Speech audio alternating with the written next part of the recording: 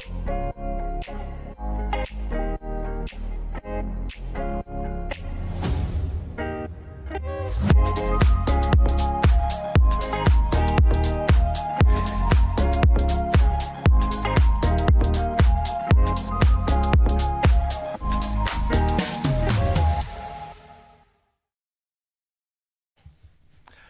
morning, everyone. Good morning, and welcome to Solid Ground, where we sit and talk, the political, cultural, and ethical topics which have caught my eye over the last couple of days.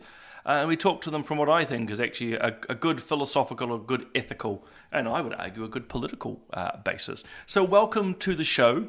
Welcome to new and familiar faces. I see some comments coming in already, and I'll turn to those in a moment. But that's a good segue for me.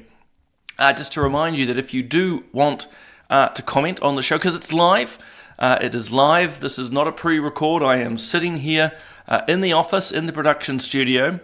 If you are on Family First's Facebook page, or you're on their YouTube channel, your comments will come direct to me, just like this. So good morning, Harrison. Lovely to have you along. I hope your morning is starting well. Catherine's telling me it's blue skies there in Dunedin, and I can report the same here in Auckland, but I hope, Catherine, things are okay after those big storms. I mean, we had storms. It's cold weather, but at the same time, it sounds like it was pretty dramatic down south. Chris, lovely to have you along there. Again, beautiful Napier. I keep saying I've really got to get back there. It's been too long. Jackie there. And Tihi, lovely to have you back on. Good morning, Jackie. And to Lynette, again, lovely to have you guys there. So for others going, how is this happening? As I say, jump on to Family First's Facebook page or its YouTube channel. If you're on my Facebook page, you are very welcome. If you're on LinkedIn, again, you're very welcome. On Instagram, on X, all the platforms. Know that you're very much part of this. But if you want your messages, like Rosie telling me it's freezing cold in Taupo, jump on, as I say, to those channels. Guys, a few things to share with you this morning, including actually when the sirens went off in Israel, to give you a little bit of a sense of the drama, but at the same time, actually, a rather remarkable event. But I'll leave that to the end. I thought actually I would start, and what for a change, actually is a whole lot of what I think is really lovely and good news. But I thought I'd just quickly preview this, and I'll come back to it at the end. But a reminder that in a couple of months' time we have our world-famous New Zealand Forum on the Family. We have an amazing lineup of speakers, some that you'll be familiar with actually, because I've sat and done podcasts with them. So a lot of these people that you've heard from before are actually going to be at the conference. So everyone from Carolee Smith, so she's the woman at the moment going, I think, for her 9th court case in Australia because she refuses to use pronouns. Amanda Ackman, I'll play a message from her later. She's a young Canadian woman leading the fight against euthanasia. We've got Miriam Grossman in the trans space. Look, there's just no shortage of amazing people. And of course, just a quick reminder as we're starting, I do this now every Tuesday and every Thursday. And you'll see Bob is picking up the slack in between. So just a gentle reminder that Family First has a show every morning, every weekday morning at 7:30 a.m. And why good morning? It is another beautiful, and I would agree, it is a somewhat nippy morning. I have to admit my wife and I have swapped out the summer duvet for the winter one. And I may or may not have a heater on this morning. Anyway, I thought I would share a story that I saw, actually Rachel, as in my wife, showed me from Great Britain a couple of days ago, but I just thought was an absolutely lovely story, and so I'm just trying to find it for you here. Isn't it always the case that the very moment you want it, you can't find it? But it is here somewhere. Oh, I'm just going to press this button. I'm sure it will work. But I just thought a really lovely story from the UK. So, at 20 weeks pregnant, Lucy's womb, with her son inside, still inside it, was lifted out from her body, but remained connected to all the arteries so that the baby continued to receive blood and oxygen. It was then wrapped in saline packs to be kept at the right temperature, just as if it was still inside the mother's body. And 2 medics held the womb for 2 hours as the surgeon removed the cancer. The operation lasted 5 hours in all and ended with the womb being gently put back into position. Lucy was sewn up, and after a short stay in hospital, Lucy's pregnancy continued as normal, and she gave birth normally at 37 weeks. And there is the result, 12-week-old baby Rafferty. Very much here, live and kicking, along with parents Lucy and Adam Isaac, and lead surgeon Houman Soleimani Majd, who has only performed this operation 4 times in the past 10 years. Only? Only, he said, yeah. But we'll come my to you in goodness, a moment. congratulations, all of What you. a job. Thank you. How you feel? This, as it was happening, it must have seemed a surreal, literally out-of-body experience. It was just the most extraordinary, stressful time, but he's here and he's wonderful and just absolutely loving being his mum. Isn't that just extraordinary? As I say, Rachel saw it, I think, on Instagram and let me know. I believe it's from a week ago. Being the internet, it's one of these things that could be years ago, who knows? But regardless, I thought, what an extraordinary story and celebration of life. In a sort of my dark, cynical way, I'm not surprised there's absolutely no coverage of it in New Zealand that I'm aware of. But isn't it extraordinary, the lengths that the medical profession can go to not only protect the child, but to protect the mother? And it's a wonderful example of what they call the principle of double effect. And this is where I get ethically heavy for the morning, but hopefully everyone will quickly get it. It's never right to do an action which is going to lead to a bad outcome. And, you know, in normal situations, if the doctors had to go in to remove that mother's tumour, and as a, if you will, an accident or a secondary reason, the baby was lost, that's actually ethically acceptable. We don't want the baby to die, but if the need is to save the mother's life by removing the cancer, that's a good action. And if a good action with good intentions leads to some bad consequences, that's ethically acceptable. Cases where you often hear here in New Zealand and overseas, we have to remove the baby, abort the baby in order to do something. Well, that's ethically not acceptable because that's a bad action, even if it's trying supposedly to do a good. But this illustrates actually you can have it both ways. Not only was the womb safely removed and the baby's life saved, and there's the baby, also the mother's tumour was sorted. So yeah, it's what they call the principle of double effect. You know, as long as actions in themselves are good and directed towards a good conclusion, they're ethically acceptable, even if at times there can be a further secondary, tertiary problem. And it's the same in the reverse, of course. If you're doing a bad action, well, that's not ethically acceptable. And if you're doing a supposedly good action, but for bad effect, that's not on as well. But I just thought, what a wonderful, wonderful story.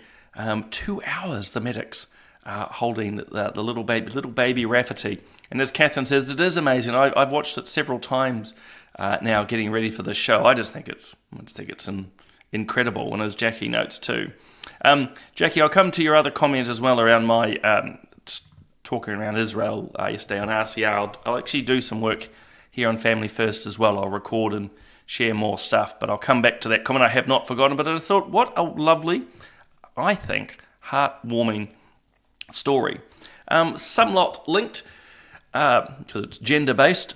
You might know, I think New Zealand First, isn't it? So Winston Peters has put forward, or his party's put forward a bill to define men and women. As you might expect, a lot of the trans activists and those with heads in the sand, like academics, by and large, no offence if you're an academic online and watching this, but a lot of your colleagues have your heads in the sand, know the absurdities which are developing in society at the moment. In fact, there's a case presently going towards the Human Rights Commission that's actually been pushed forward by a group called Ethos. If you look up Ethos Alliance New Zealand, you'll find them Alex Penk runs it. He's the former head of the Maxim Institute, good friend of his. Long and short, a biological woman who is playing in a roller derby team, basically said she's not happy about all these men, trans women, or biological men starting to play, because including, amongst other things, guys, there's physical risk. There's no two ways around it. If you're a biological man who thinks he's a woman, you're going to be stronger, by and large, than most women. So biological reality is, well, strange enough, real. It comes with consequences, and as you know, we've done lots of podcasts, lots of lobbying here at Family First to say, look, let women have their own spaces.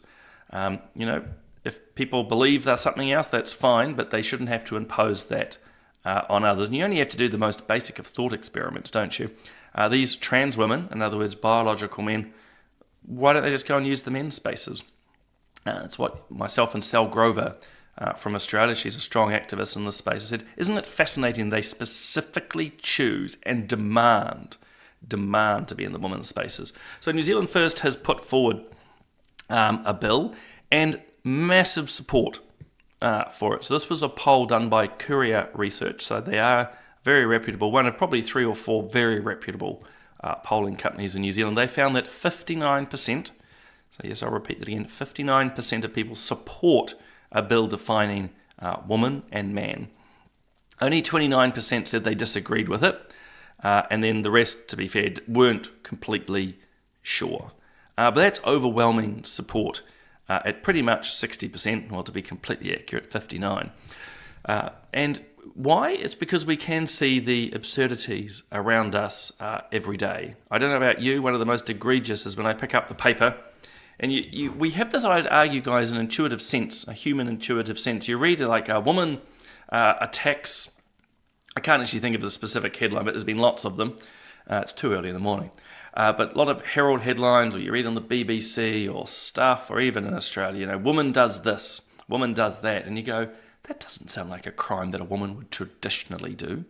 And lo and behold, you're right, because it's a biological man pretending to be a woman and forcing their way into these women's spaces. And I find it fascinating because, as you know, I deal a lot in the ethical space and questions. That we have a lot of people saying, look, let women be women, respect women and their spaces. And then at the same time, society, or some in society, are allowing a category of people for a whole lot of motivations, by the way, and most not particularly endearing, are forcing their ways into these women's spaces. And I think what's particularly telling is it's not the trans women or the biological men who suffer.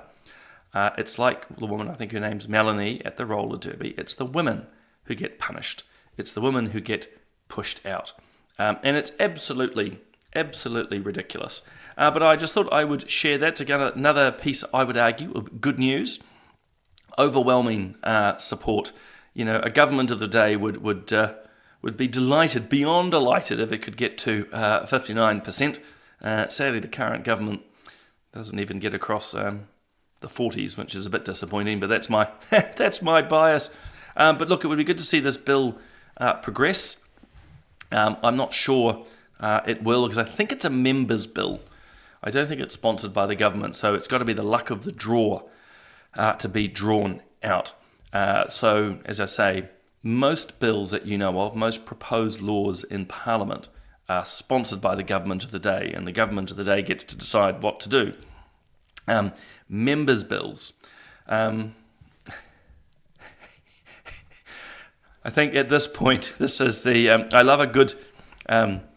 Foo Dogs Trucking, and by the way, I do love the spoonerism of the name, but we'll also know that I love a good double entendre. So this is the comment so far of the day. People are welcome to override that. But yeah, members' bills, they sit, every member of Parliament, not ministers, but all MPs are allowed to put a bill in Parliament, but it has to be drawn from the ballot. So it's all about luck. Another important story is this one. In fact, it is another New Zealand First MP, but Tanya, who you're about to hear from, and I've interviewed her before, I think on RCR rather than Family First. I have to check that, but I know Tanya, and she's actually picked up a bill that I once sponsored around palliative care. So I am slightly biased, but this is what I think is another good news story. So I'll share what's a very short video here from Q&A on Sunday. Can all New Zealanders access the right care to die with dignity? This week's featured members bill is sponsored by New Zealand First MP Tanya Unkovich and aims to increase access to palliative care. Hi there, my name is Tanya Unkovich. I'm a New Zealand First List MP, and the title of my members bill is Improving Access to Palliative Care. What my bill will do is provide equitable, high-standard palliative care for all New Zealanders, people who want to die with dignity. What I would like is for the Ministry of Health and the Minister of Health to create a palliative care strategy, one that is documented, but not only documented, but also for them to be accountable. So, a really good... Sorry, just checking my sound is on. You guys know me. If you're regulars, I'm always forgetting to unmute myself. Tanya's doing a really good piece of work here. As I say, I'm biased because it's effectively the bill that I had put forward, and before me, Maggie Barry. Because as you know, euthanasia is legal in New Zealand and expanding. It's fully funded. There are actually 5 full-time... So not just the doctors. So it's fully funded for the doctors to go and terminate people's lives, all their travel expenses. There's even 5 officials, so 5 officials fully paid to look at the policy in Wellington. But palliative care is pathetically and woefully funded. It's only partly funded. I think it might only be even 20 or 30%. All the rest, as you know, has to be run by the hospices. There were 2 people looking at palliative care policy in Wellington. They were about to be sacked. Fortunately, that's been reversed due to a bit of pressure. And tragically, paediatric palliative care is almost not funded in New Zealand. It's a tragedy. So what Tanya's doing, and it's my words here, but in effect, and it's why I put the bill forward too, just didn't have the luck of the draw or the Irish, is to say, look, if you're going to fully fund the likes of euthanasia and assisted suicide, then you should also be fully funding palliative care. It's what most Kiwis want. It's what most Kiwis need.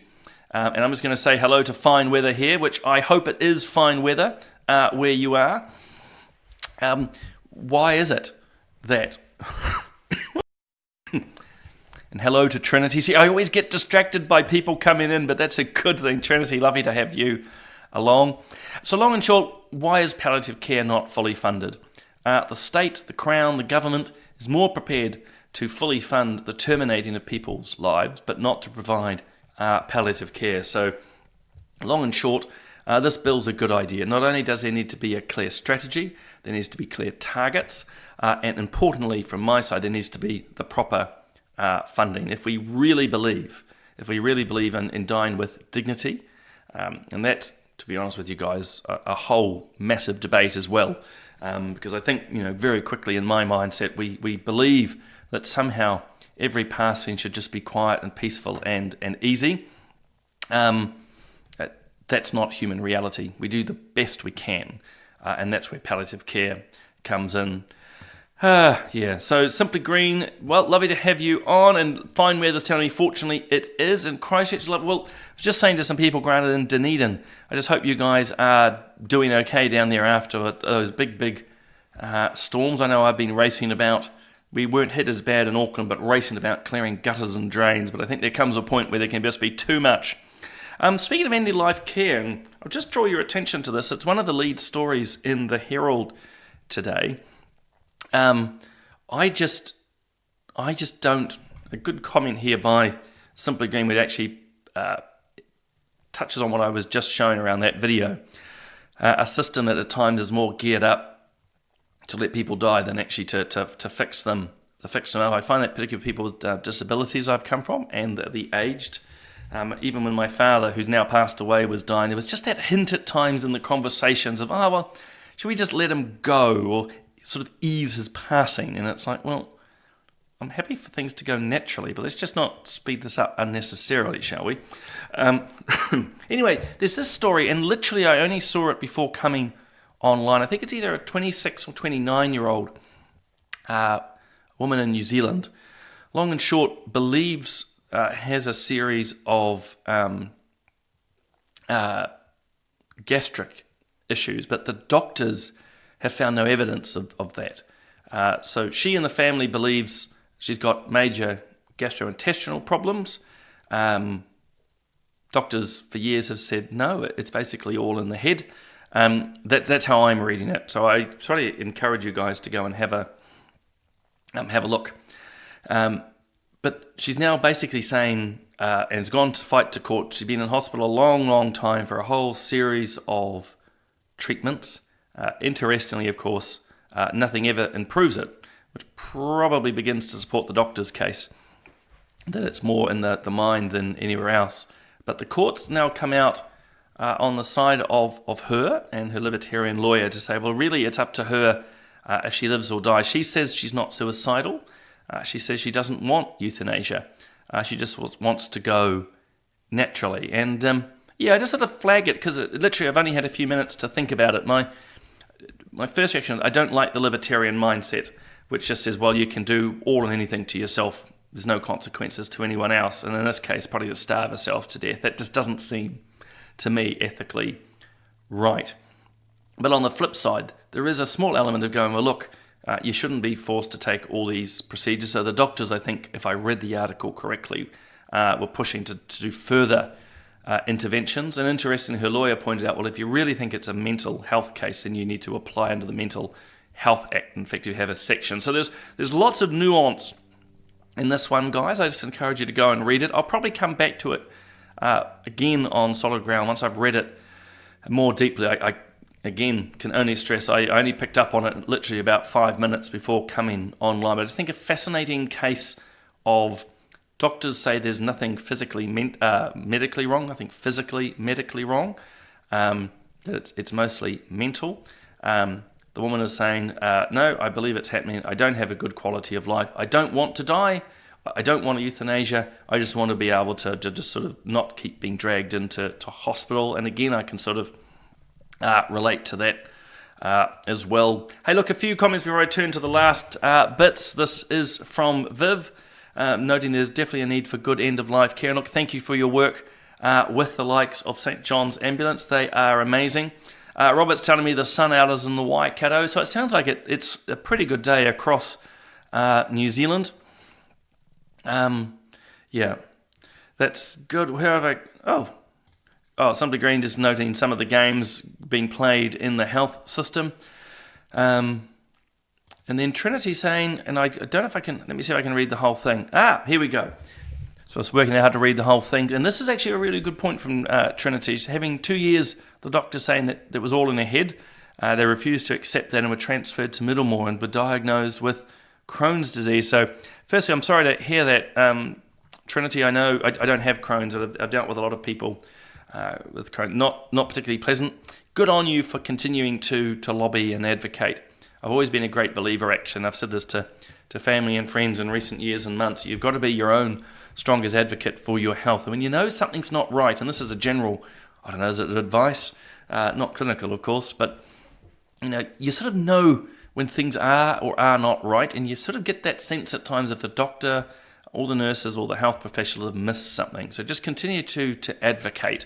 I think it raises then some interesting questions here, running what Trinity's just said, 2 years battling the doctors and finally got the diagnosis and hopefully on the path for treatment.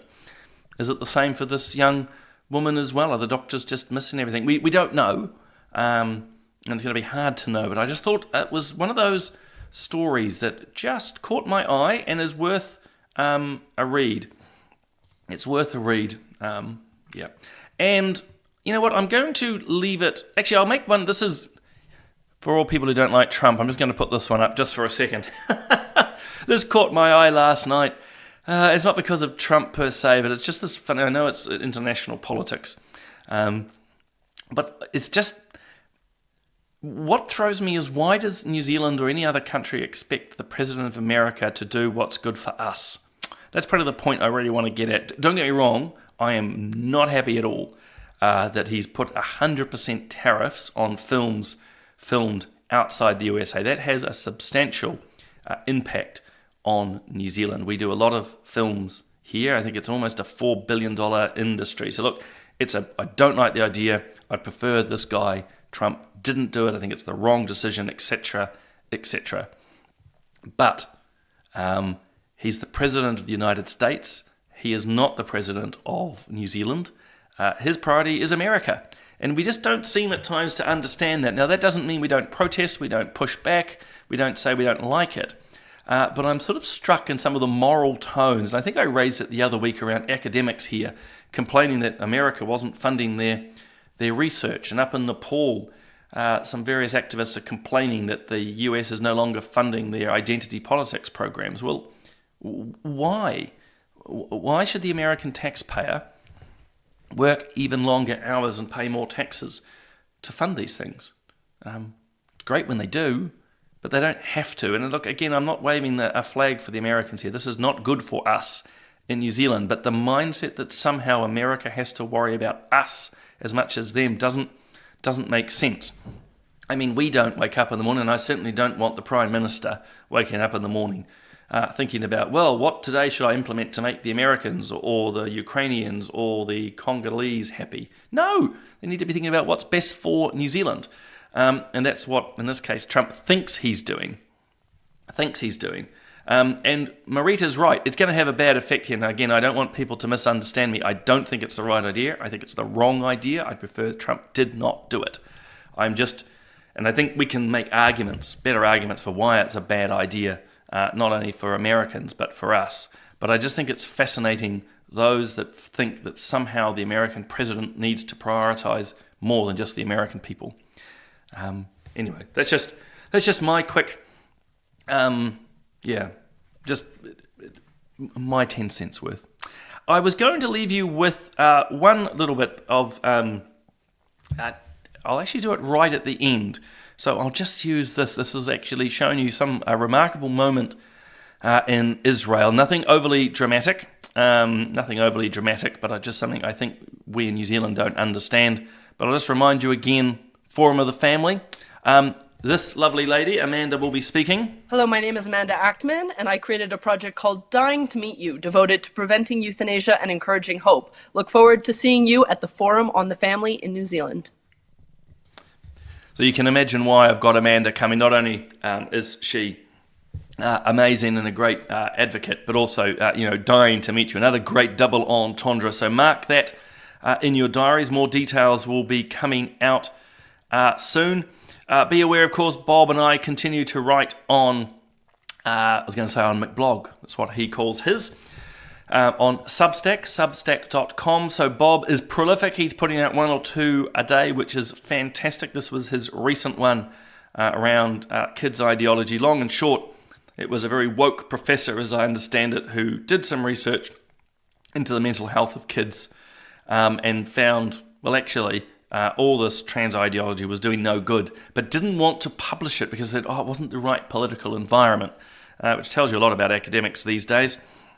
But I just thought that's interesting. I've written my own one about it's Pierre Poilievre on the left. I think it's your left with the blue tie. He's the former leader of the Conservatives in Canada. They lost big time. And then Peter Dutton there with the lilac tie. They're now former leader of the Liberal Party, which is effectively the Conservative Party in Australia. So I quickly dissect their election results. There's a lot of commentary which is saying this is the Trump effect. It's the rejection of centre-right politics. I'm making a big shout-out to say this is wrong. It's not wrong, it's just not completely right. These guys just didn't run very good campaigns, and it's an encouragement, particularly to our own political side, and particularly my old party, that because there's always going to be, oh my God, the centre-right vote didn't succeed in Canada, it didn't succeed in Australia, we have to abandon our principles. No, you hold to them. Because it's a political cycle, and as I also point out in the Substack, things change around the globe. So go and look at Europe, where actually there's a resurgence of the centre-right vote. So basically, everyone keep calm, and carry on. And where was my last thing I was going to share with you? Oh yes, I've started doing more media around my recent trip to Israel, and I'll share a video after this. a short video. This is on Reality Check, so I do a regular show there. So I've shared a whole lot of photos and impressions. To give you the first part, there's so much to share with you guys. I visited multiple, this is the harder part, but multiple massacre sites. So wanted to share some of that. I went to some amazing religious sites, the Western or Wailing Wall. I've been to the Holy Sepulchre. Look, amazing things. So I'll be sharing all of that over the coming weeks. But if you want, you can check that out. And I've forgotten who it was. But one of you had made a comment about this earlier, so thank you. It was it's important for me to tell the story as best I can. But this was one remarkable moment I'm about to share with you. This is the Holocaust Remembrance Day in Israel. And I took this video from one of the major motorways between Tel Aviv and Jerusalem. And on Holocaust Remembrance Day in Israel, at least two things happen. And it was actually remarkable to be there at the time. Excuse me. One is the air raid sirens go off. So this is a first way for you to get a bit of a sense of, or just very quickly, I just saw this comment from Robert. Yeah, well, this is my point in that Substack, which I'm just putting back up here. Many ways, excuse me, in many ways, there's not a lot to distinguish the centre-right from the centre-left. I think I'd make the argument, the closer you get to the centre-right these days is New Zealand First, who's actually holding up to some pretty traditional values, but there's not always a lot to distinguish the likes of National and Labour, and even in the case of Australia, Dutton and Albanese. So anyway, and Darren, thank you. I see your little comment there. But look, Holocaust Remembrance Day, I better play the video and then let us all get on with our day. I have a foster child to take to school. Holocaust Remembrance Day, the air raid sirens go off. So it gives you an idea of what it's like, that all of a sudden these things start blaring. The second is the whole country comes to a standstill. Like 99% of the country comes to a complete standstill. So we were on the motorway just before 11 a.m. Because we know it's going to happen, and we and everyone else pulls over. Now there's a few who don't, and that's fine, that's their choice too. But imagine in New Zealand, everyone stopping everything for a minute. But here's the video.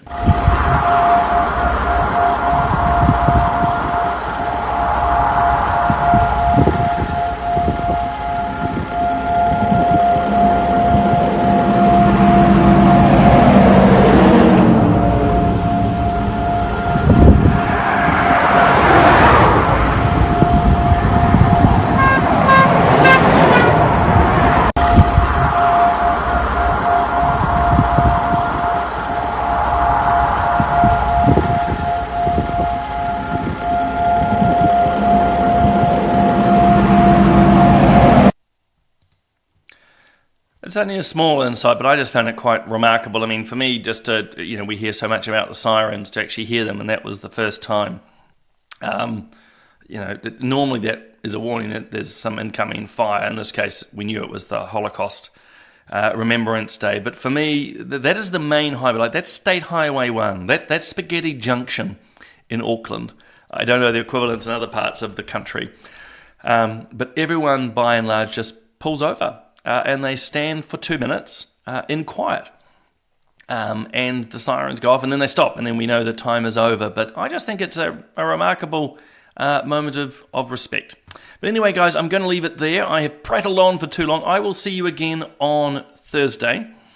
It's always great to... Thank you for all the comments. Once again, I've got overwhelmed by them, but I'll look at them after this. But look, in the meantime, I hope wherever this finds you across our wonderful country and around the world, that you have a fantastic day. Bob will be back here 7:30 tomorrow morning with Daybreak, but I'll see you again on Thursday.